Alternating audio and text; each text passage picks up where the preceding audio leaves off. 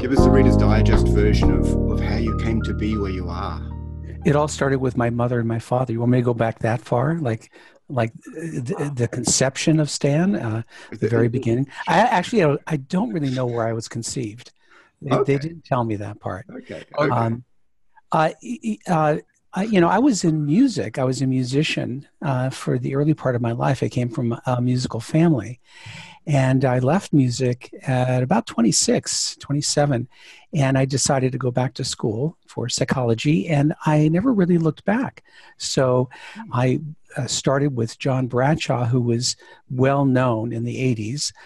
He wrote a lot of books about codependency and addiction and the alcoholic family, shame, and all of that. So I was with him as he opened 2-3 hospitals, and I was one of his lead therapists.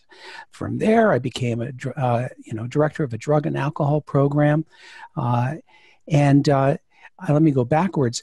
I was really flooded doing inpatient work as a young therapist, and one of the people who saved me at that time was James Masterson, who was a mentor of mine.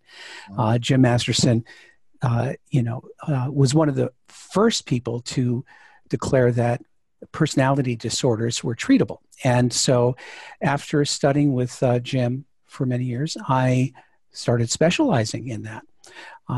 As a professor, I became very interested in attachment and brain development, infant brain development, and that was when I became introduced to Alan Shore, another mentor of mine, and since become a dear friend.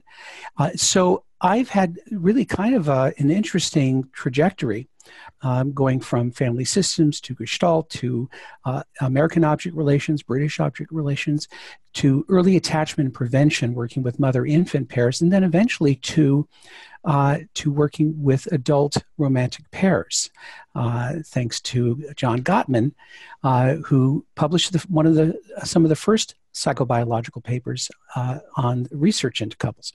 So that's where I am today, and now as a so-called couples expert. Go figure.